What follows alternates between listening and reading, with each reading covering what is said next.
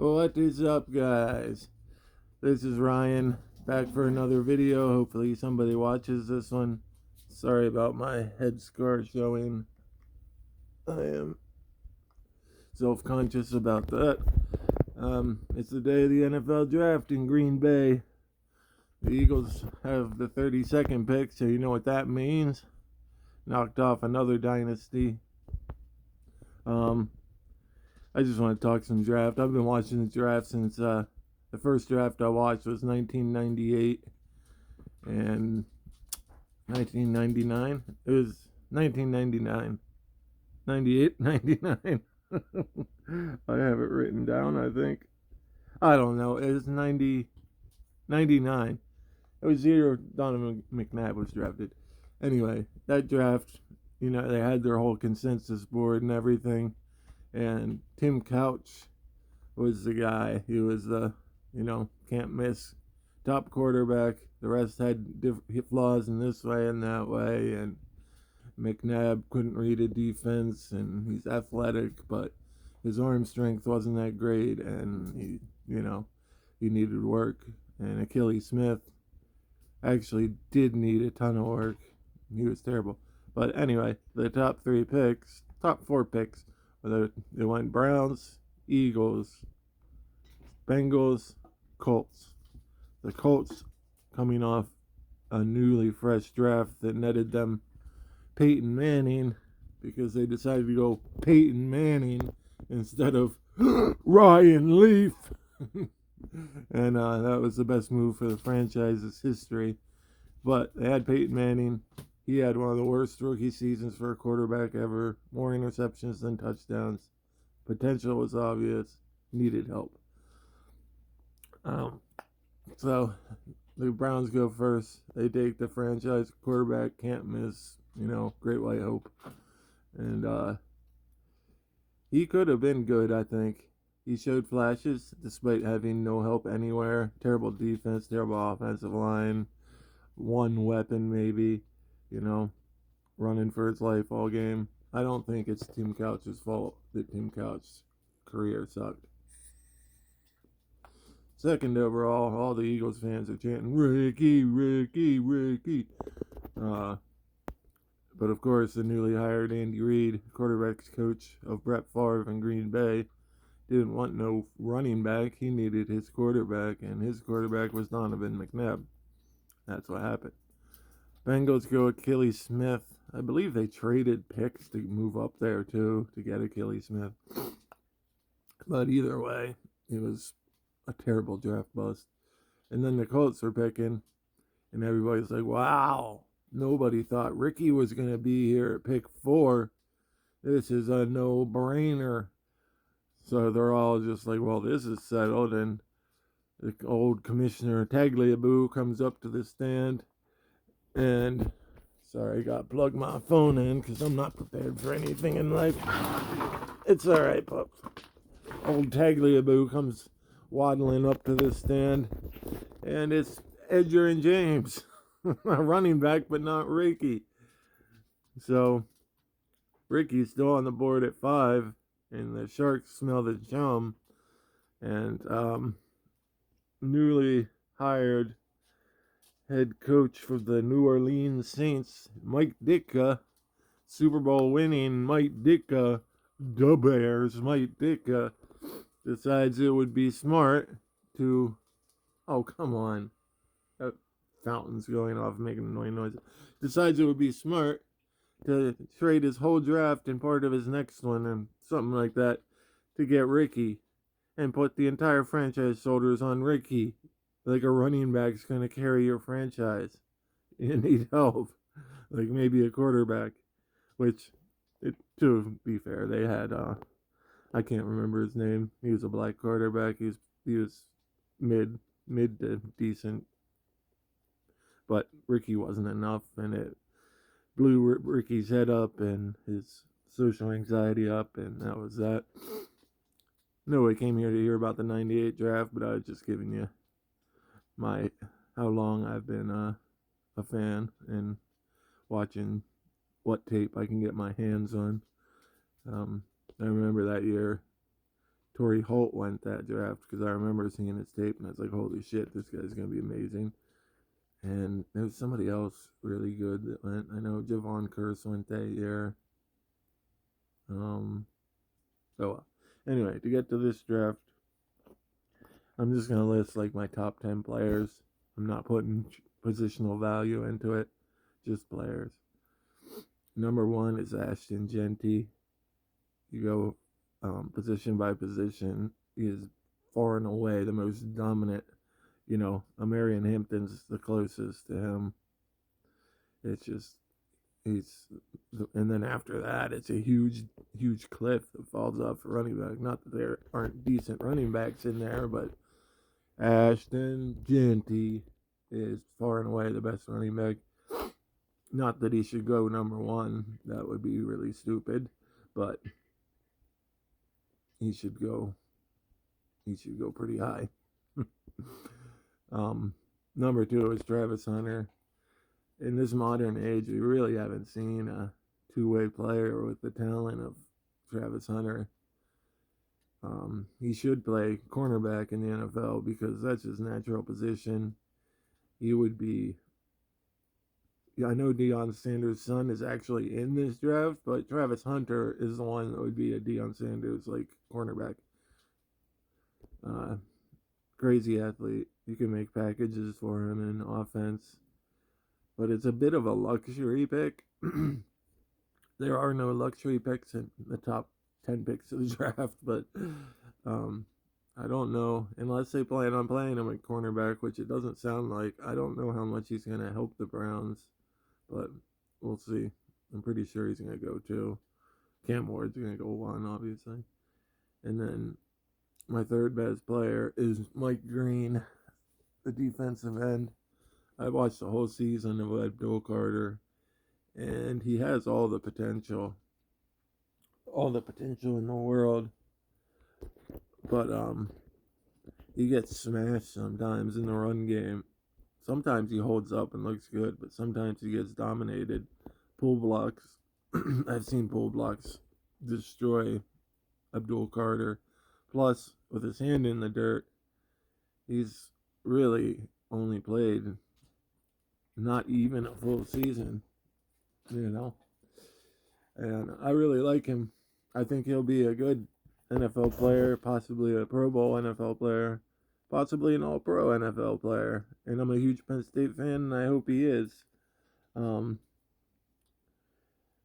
know Mike Green was the Sun Belt Player of the Year.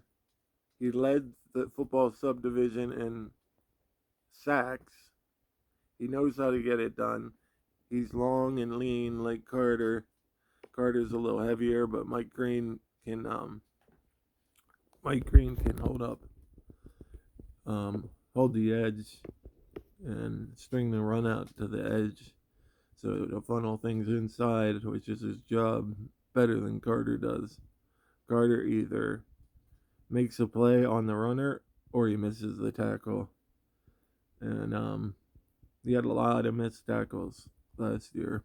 I think he had like 22, 24 missed tackles. So my third best player is Mike Green. 4, I have written down Tyler Warren, but I'm a flip-flop. My number 4 player is Walter Nolan, the Ole Miss defensive tackle. I think most people have Mason Graham as their top defensive tackle, and I get it. I mean, he looks the part, except for his little tiny dinosaur arms. He looks the part, but, I think he was a champion, some kind of champion wrestler at Michigan. I don't know. He just, the production, I'm sure he's great at, stacking and shedding girls, please. And, taking on double teams, freeing up teammates. But Walter Nolan is pretty much the same size pretty much exactly the same height and weight as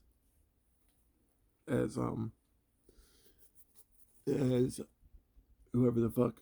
I'm sorry, I had brain surgery as Mason Graham, and but I mean, last year alone, let's see, I have it written down. Walter Nolan had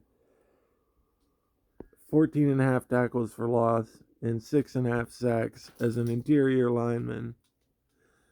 Long, lean, but ability can hold up against the run, and a terrific pass rusher inside. I don't see how you could rate Mason Graham over Walter Nolan. I'm sorry about my eye looks lazy. I think when I look off to the side, it looks lazy, or maybe all the time. Fuck it, I don't care. Anyway, so number was number 5. Number 6 is the first Penn State player, Tyler Warren. Tyler Warren, you can line him up anywhere. You can put him at halfback. You can put him at fullback. You can put him at tight end. You can put him at slot receiver. He's a 50-50 jump ball catcher that is awesome at it. If you need a playmaker, I love Tet. I've always loved Tet. I think he's clearly a top 10, borderline top 5 player. I think tonight he will go, top 6-ish. Everybody's trying to write off Tet, and it's some BS. Tet's the alpha receiver in this class, unless you're considering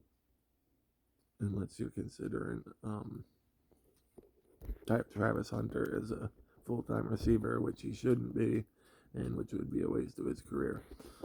Tyler Warren can do all that. He can play everything, and you leave come on, you leave him at tight end, and his blocking's already solid.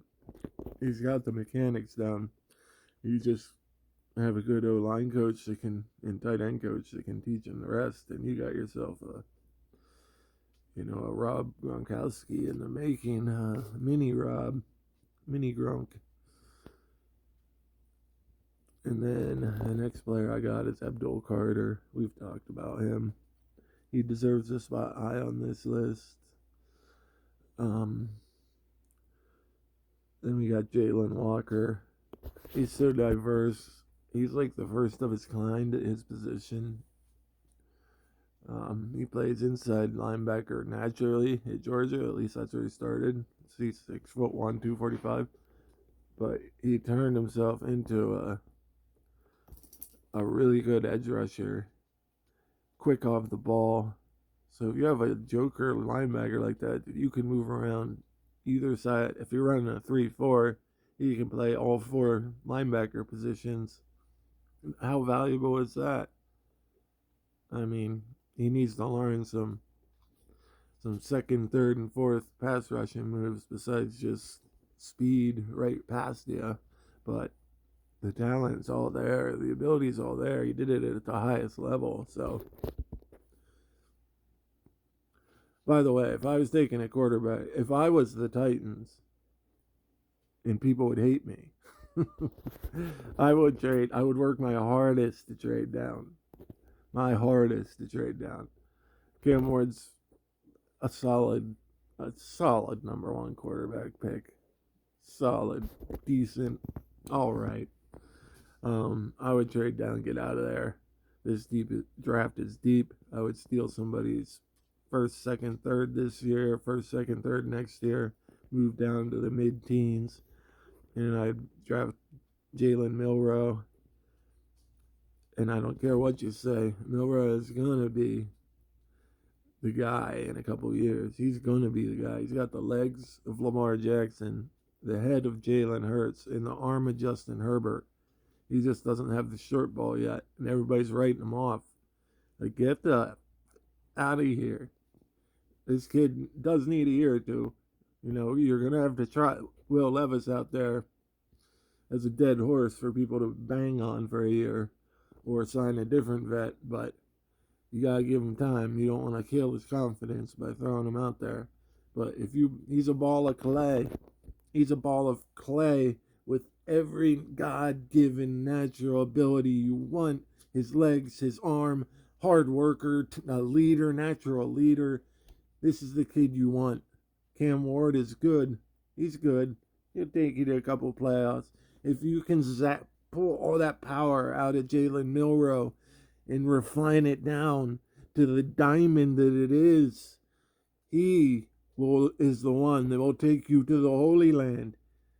He's Lamar Jackson, was a natural deep ball thrower with crazy natural deep ball accuracy and throwing mechanics that you can work with.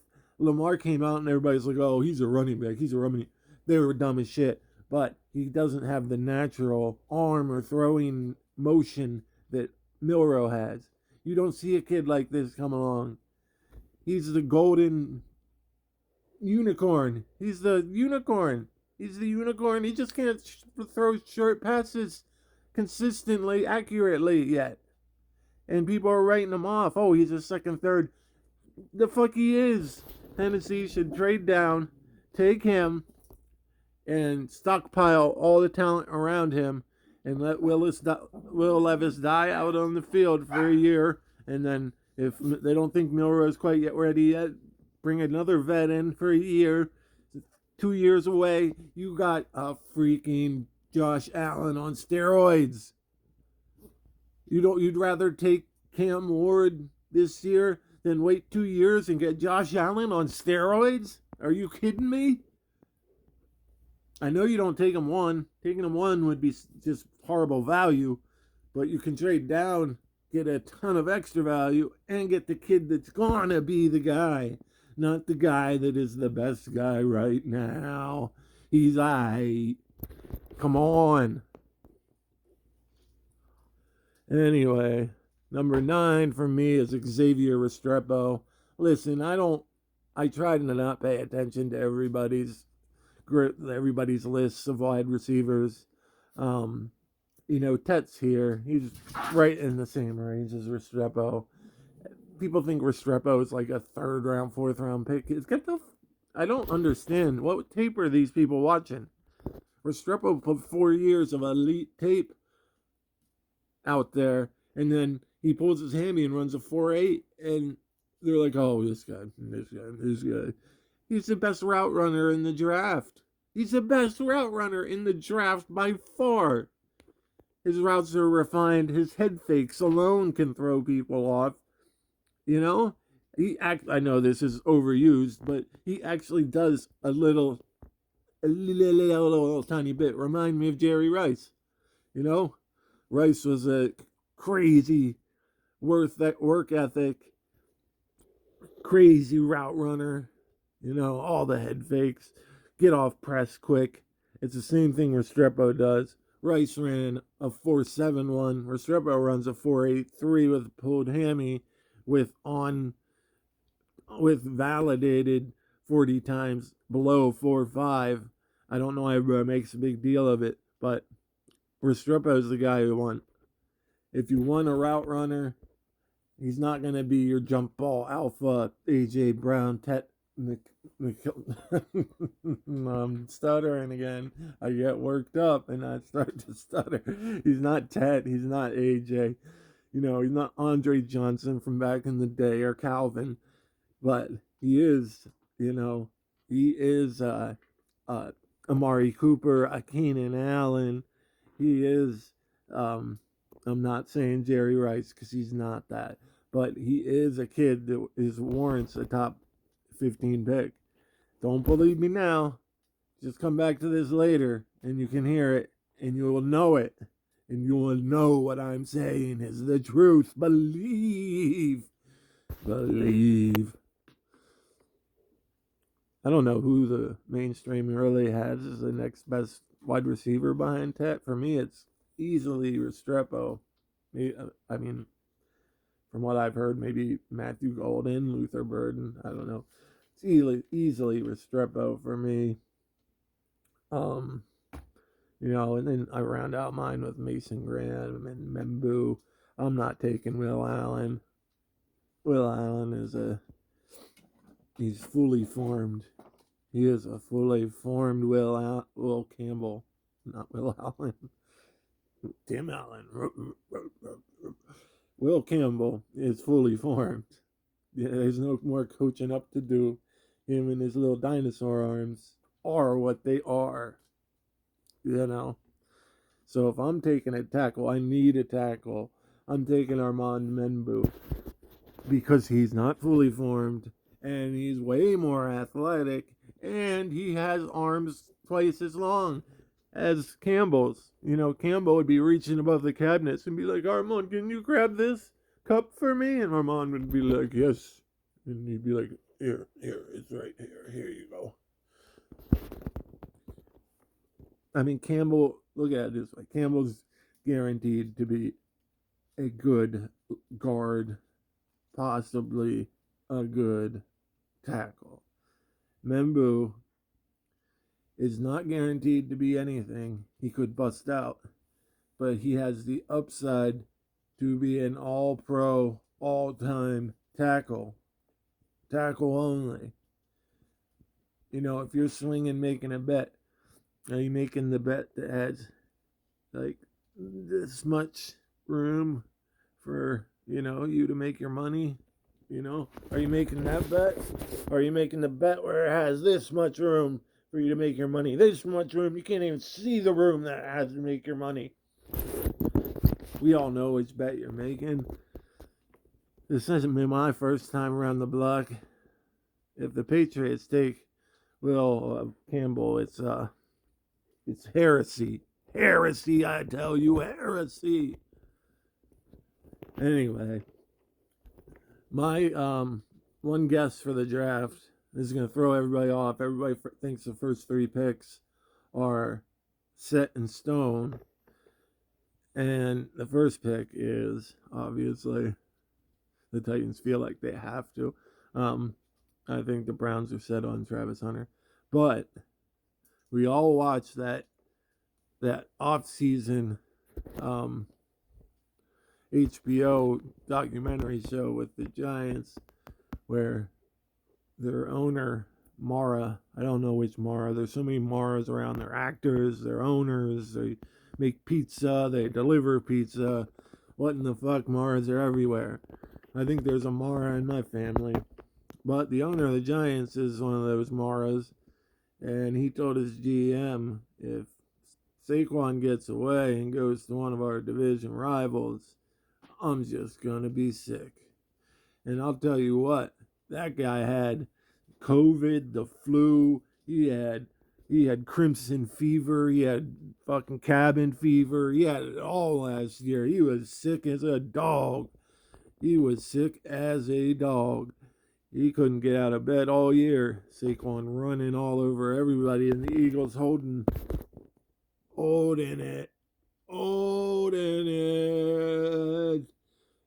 Super Bowl champs. I've been an Eagles fan all my life. Don't call me a bandwagon jumper. But I think that the mystery Mara will come creep in the middle of the night and suck this Giant's soul out of his mouth like one of those little dark demon creatures and force him to make the pick that Mara wants. And you know who he wants? He wants Saquon back. And you know who he thinks Saquon is? Ashton Jeanty. They have a good offensive line. Good enough. They got their weapon at wide receiver last year. They have 2 pass rushers. They have Thibodeau and Burns. Yeah, maybe Thibodeau isn't what Carter will be, could be, maybe be. But they have 2 pass rushers, and they have the best 2-gapper in the game, and Dexter Lawrence between them. Do they need that? They need a quarterback. That's what they need. They need a quarterback, but they ain't none here to get. But unless they think the same way I do about Jalen Milroe, which they won't, because NFL teams are stupid a lot. So Mara's just gonna push that GM shine right into Ashton Jeanty, and maybe it's getting pushed in the person you wanted to dance with all along. Who knows? But Abdul Carter just doesn't make sense here, and their running backs suck. Their offensive line's good enough. Andrew Thomas is a linchpin, like I said he would be. And I stuck with, even though his first year was shaky, shaky, shaky, shaky, like the Titanic going down. Um, yeah, I think that it's going to be Cam. It's going to be, look at that. Look at that. It's going to be Travis Hunter. And then the Giants are going to have the first surprise. Everybody's going to be like, head brains blown out like I just put Kurt Cobain's shotgun in my mouth. It's going to be Ashton Genty to the Giants. The Patriots can take Abdul Carter. Welcome back, Patriots Nation. Put the jet fuel in the airplane. Put the jet fuel in the jet. Sorry, that's me as the Ultimate Warrior. Anyway, that's what I had to talk to you about the NFL draft. I will talk to you later about everything I got wrong and everything every NFL team got wrong, because I'm clairvoyant and you are not. I'm Ryan. You are not. See you later. Bye.